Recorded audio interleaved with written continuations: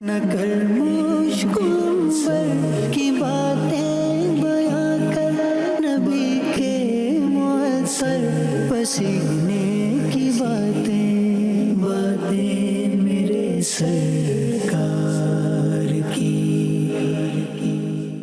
الحمدللہ رب العالمین والصلاة والسلام علی خاتم النبیین، اما بعد فاعوذ باللہ من الشیطان الرجیم، بسم اللہ الرحمن الرحیم۔ الصلاة والسلام علیک یا رسول اللہ وعلی آلک واصحابک یا حبیب اللہ۔ الصلاة والسلام علیک یا نبی اللہ وعلی آلک واصحابک یا نور اللہ۔ مدنی چینل کے ناظرین، اپنے سلسلے باتیں ہیں میرے سرکار صلی اللہ علیہ وآلہ وسلم کی، جو کہ اسپیشل پرسنز کے لیے الحمدللہ ہوتا ہے، اس میں آپ کو خوش آمدید کہتے ہیں، مرحبا کہتے ہیں۔ سلسلے کی ابتدا درود پاک کی فضیلت سے کرتے ہیں۔ اللہ کے سب سے آخری نبی حضور مکی مدنی صلی اللہ علیہ وآلہ وصحبہ وسلم نے ارشاد فرمایا، تم جہاں بھی ہو مجھ پر درود پڑھو کہ تمہارا درود مجھ تک پہنچتا ہے۔ صلو علی الحبیب صلی اللہ تعالی علی محمد وعلی آلہ وصحبہ وبارک وسلم۔ اچھی نیتیں بھی فرما لیں، اللہ کی رضا پانے، حصول ثواب کے لیے انشاءاللہ الکریم سلسلے میں اول تا آخر شامل رہیں گے۔ جیسا کہ سلسلے کے نام سے ہی واضح ہے کہ اس میں باتیں ہوں گی میرے کریم آقا صلی اللہ علیہ وآلہ وصحبہ وسلم کی۔ مدنی چینل کے ناظرین، ایک بہت ہی خوبصورت واقعہ جو کہ ایک آیت کریمہ اور اس کے شان نزول اور اس کے ضمن میں جو تفسیری نکات ہیں انشاءاللہ ان کو سننے کی سعادت حاصل کرتے ہیں۔ تفسیر صراط الجنان میں ہے، جب نبی کریم صلی اللہ علیہ وآلہ وصحبہ وسلم مدینہ منورہ میں تشریف لائے تو انہیں بیت المقدس کی طرف منہ کر کے نماز پڑھنے کا حکم دیا گیا، اور نبی پاک صلی اللہ علیہ وآلہ وصحبہ وسلم نے اللہ پاک کے حکم کی پیروی کرتے ہوئے اسی طرف رخ کر کے نمازیں ادا کرنا شروع کر دیں۔ البتہ پیارے آقا صلی اللہ علیہ وآلہ وسلم کے قلب اطہر کی خواہش یہ تھی کہ خانہ کعبہ کو مسلمانوں کا قبلہ بنا دیا جائے۔ چنانچہ ایک دن نماز کی حالت میں نبی پاک صلی اللہ علیہ وآلہ وصحبہ وسلم اس امید میں بار بار آسمان کی طرف دیکھ رہے تھے کہ قبلے کی تبدیلی کا حکم نازل ہو جائے۔ اس پر نماز کے دوران ہی یہ آیت کریمہ نازل ہوئی، جس میں نبی کریم صلی اللہ علیہ وآلہ وسلم کی رضا کو رضائے الہی قرار دیتے ہوئے اور آپ صلی اللہ علیہ وآلہ وسلم کے چہرہ انور کے حسین انداز کو قرآن میں بیان کرتے ہوئے آپ صلی اللہ علیہ وآلہ وصحبہ وسلم کی خواہش اور خوشی کے مطابق خانہ کعبہ کو قبلہ بنا دیا گیا۔ چنانچہ آپ صلی اللہ علیہ وآلہ وصحبہ وسلم نماز ہی میں خانہ کعبہ کی طرف پھر گئے۔ مسلمانوں نے بھی آپ صلی اللہ علیہ وآلہ وصحبہ وسلم کے ساتھ اسی طرف رخ کیا، اور ظہر کی 2 رکعتیں بیت المقدس کی طرف ہوئیں اور 2 رکعتیں خانہ کعبہ کی طرف منہ کر کے ادا کی گئیں۔ آیت کریمہ جو نازل ہوئی ناظرین، وہ آیت کریمہ کون سی ہے؟ اللہ پاک ارشاد فرماتا ہے، قد نرا تقلب وجہک فی السماء فَلَنُوَلِّيَنَّكَ قِبْلَةً تَرْضَاهَا فَوَلِّ وَجْهَكَ شَطْرَ الْمَسْجِدِ الْحَرَامِ وَحَيْثُ مَا كُنْتُمْ فَوَلُّوا وُجُوهَكُمْ شَطْرَهُ۔ ترجمہ کنز الایمان۔ ہم دیکھ رہے ہیں بار بار تمہارا آسمان کی طرف منہ کرنا، تو ضرور ہم تمہیں پھیر دیں گے اس قبلے کی طرف جس میں تمہاری خوشی ہے۔ ابھی اپنا منہ پھیر دو مسجد حرام کی طرف، اور اے مسلمانوں، تم جہاں کہیں ہو اپنا منہ اسی کی طرف کرو۔ ناظرین، مفتی احمد یار خان نعیمی رحمۃ اللہ تعالی علیہ اس آیت کریمہ کے تحت جو نکات بیان فرماتے ہیں وہ کچھ سننے کی سعادت حاصل کرتے ہیں۔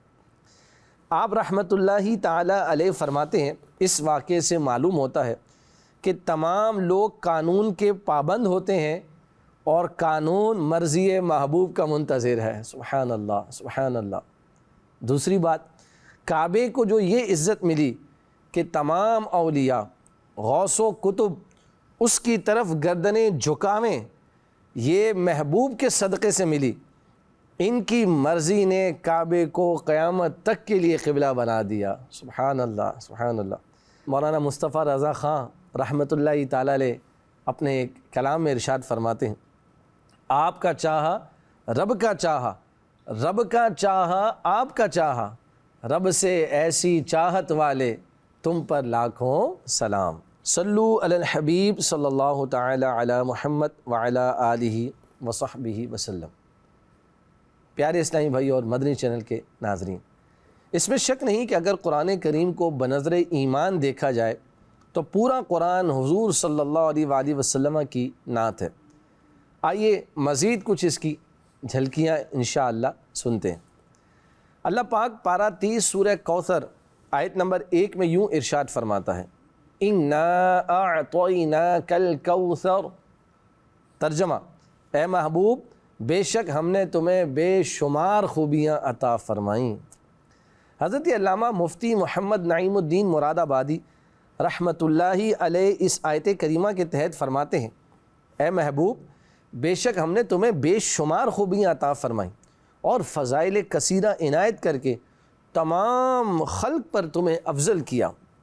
حسن ظاہر بھی دیا، حسن باطن بھی عطا فرمایا، نسب عالی بھی دیا، نبوت کا اعلیٰ مرتبہ بھی عطا فرمایا، کتاب بھی دی اور حکمت بھی، علم بھی عطا فرمایا اور شفاعت کا اختیار بھی، حوض کوثر جیسی عظیم نعمت بھی اور مقام محمود بھی، کثرت امت بھی اور دشمنان اسلام پر غلبہ بھی، کثرت فتوحات اور بے شمار نعمتیں اور فضیلتیں آپ کو ایسی عطا فرمائیں جس کی انتہا نہیں۔ اسی بات کی طرف اشارہ کرتے ہوئے امام اہل سنت امام احمد رضا خان رحمۃ اللہ تعالی علیہ ارشاد فرماتے ہیں، رب ہے معطی، یہ ہے قاسم، رزق اس کا ہے، کھلاتے یہ ہیں۔ اِنَّا أَعْطَيْنَاكَ الْكَوْثَرَ، ساری کثرت پاتے یہ ہیں۔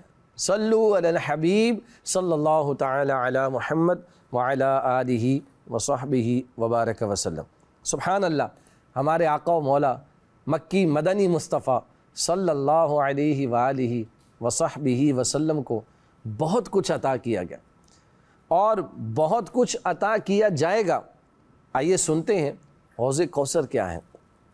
اللہ پاک کے سب سے آخری نبی حضور مکی مدنی صلی اللہ علیہ وآلہ وصحبہ وسلم کو ایک حوض عطا فرمایا ہے جس کا پانی دودھ سے زیادہ سفید، شہد سے زیادہ میٹھا، مشک سے زیادہ خوشبودار ہے۔ سبحان اللہ، جو ایک مرتبہ پیے گا پھر کبھی پیاسا نہ ہوگا۔ نبی کریم صلی اللہ علیہ وآلہ وسلم اس حوض سے اپنی امت کو سیراب فرمائیں گے۔ سبحان اللہ، سبحان اللہ۔ مدنی چینل کے ناظرین، کتنی پیاری فضیلت الحمدللہ عز و جل ہمارے آقا و مولا صلی اللہ علیہ وآلہ وسلم کو عطا ہوئی ہے، جس سے امتی بھی فیض پائیں گے۔ سبحان اللہ۔ اللہ ہم سب کو کریم آقا علیہ الصلوۃ والسلام کے دست اقدس سے حوض کوثر کے جام نصیب فرمائے، آمین۔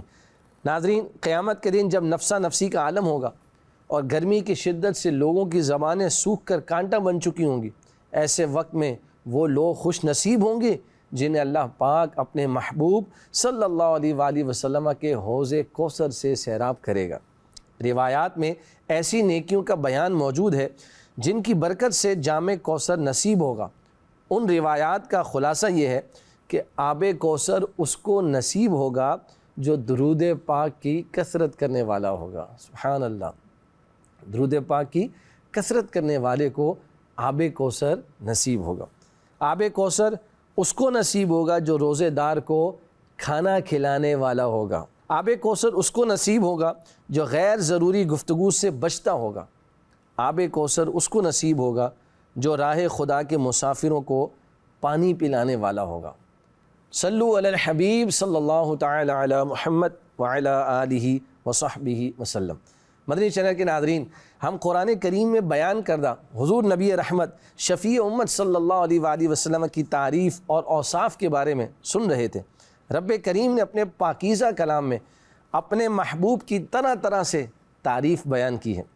کہیں تو کئی آیات میں حضور انور صلی اللہ علیہ وآلہ وسلم کی نعت موجود ہے تو کہیں پوری صورت ہی حضور پاک صلی اللہ علیہ وآلہ وسلم کے اوصاف بیان کرتی نظر آتی ہے۔ کہیں محبوب کے قدموں کو لگنے والی خاک کی قسم ارشاد فرمائی گئی تو کہیں محبوب کے مبارک شہر کی قسم کا بیان موجود ہے۔ کہیں محبوب سے نسبت رکھنے والی چیزوں کی عظمت اور رفعت کو بیان کیا جا رہا ہے تو کہیں محبوب کے مبارک چہرے کی قسم ارشاد فرمائی جا رہی ہے۔ کہیں محبوب کی رات کی تاریکی میں عبادت کرنے کو بیان کیا جا رہا ہے تو کہیں محبوب کے خلق عظیم کو بیان کیا جا رہا ہے۔ کہیں اپنے محبوب کی تعظیم کے بارے میں ایمان والوں کو بتایا گیا تو کہیں اپنی اطاعت کے ساتھ ساتھ اپنے محبوب کی اطاعت کو بھی لازم قرار دیا گیا۔ کہیں محبوب کی سیاہ زلفوں کا ذکر ہے تو کہیں محبوب کریم صلی اللہ علیہ وآلہ وسلم کے معراج پر جانے کا ذکر موجود ہے۔ کہیں حضور علیہ الصلوۃ والسلام کے مومنوں پر رؤوف و رحیم ہونے کو بیان فرمایا گیا تو کہیں اپنی محبت کا معیار اپنے محبوب کی اتباع کو قرار دیا۔ الغرض سارا کا سارا قرآن ہی حضور کی نعت ہے۔ سورہ والضحیٰ ہی کو دیکھ لیجئے، یہ مکمل صورت ہی حضور صلی اللہ علیہ وآلہ وصحبہ وسلم کی تعریف پر مشتمل ہے۔ بالخصوص اس کی ابتدائی 2 آیات میں تو بڑے ہی نرالے انداز میں نبی کریم رؤوف الرحیم صلی اللہ علیہ وآلہ وسلم کے مبارک چہرے کو چاشت کے ساتھ اور مبارک زلفوں کو رات کی تاریکی سے تشبیہ دی گئی ہے۔ چنانچہ رب کریم ارشاد فرماتا ہے والضحیٰ واللیل اذا سجا، چاشت کی قسم اور رات کی جب پردہ ڈالے۔ ان آیات میں چاشت اور رات کی تاریکی سے کیا مراد ہے، اس بارے میں مفسرین اور علماء کرام کے مختلف اقوال ہیں۔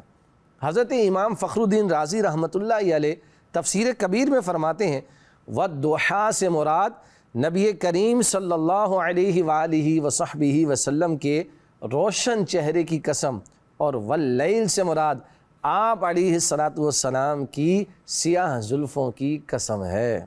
سبحان اللہ۔ پیارے اسلامی بھائیوں، غور کیجیے اللہ پاک نے کیسے پیارے انداز میں اپنے پیارے محبوب صلی اللہ علیہ وآلہ وسلم کے روشن چہرے اور خوبصورت زلفوں کی قسم بیان فرمائی۔ صرف یہی نہیں بلکہ اللہ پاک نے قرآن کریم میں اپنے محبوب صلی اللہ علیہ وآلہ وسلم کی اداؤں اور آپ سے تعلق رکھنے والی مختلف چیزوں کی قسم بھی یاد فرمائی۔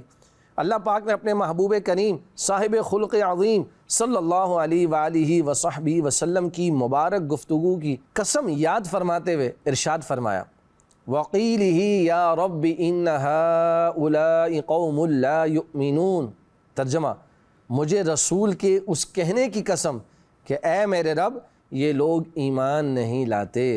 اللہ پاک نے اپنے محبوب کریم صلی اللہ علیہ وآلہ وسلم کی مبارک عمر کی قسم یاد فرماتے ہوئے قرآن کریم میں ایک اور مقام پر ارشاد فرمایا۔ ترجمہ، اے محبوب تمہاری جان کی قسم بے شک وہ اپنے نشے میں بھٹک رہے ہیں۔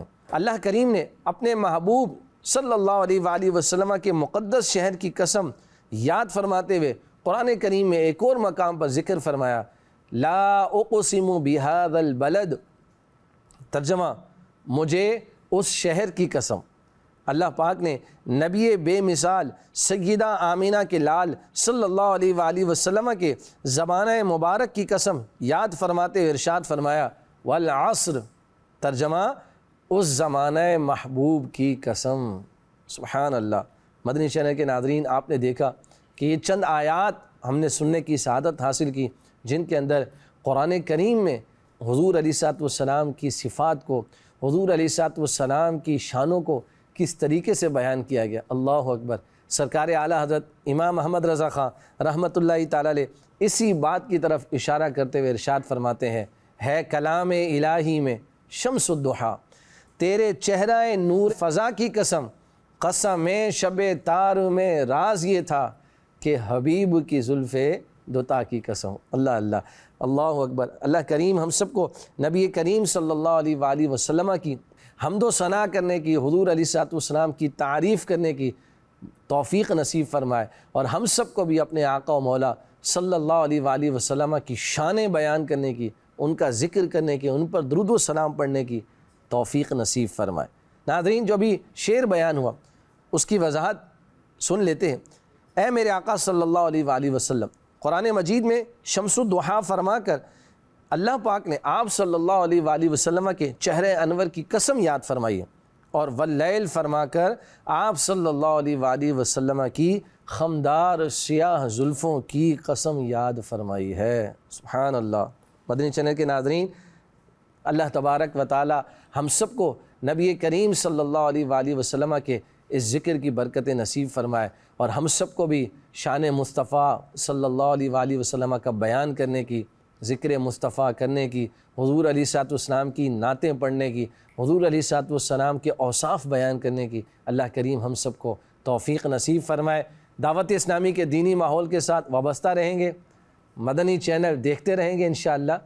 آقا علیہ الصلوۃ والسلام کی نعت و صفت کا بیان انشاءاللہ جاری و ساری رہے گا، اور ہم بھی اس سے برکتیں انشاءاللہ الکریم لیتے رہیں گے۔ اللہ کریم ہم سب کو عمل کی توفیق نصیب فرمائے، آمین، بجاہ خاتم النبیین صلی اللہ علیہ وآلہ وصحبہ وسلم۔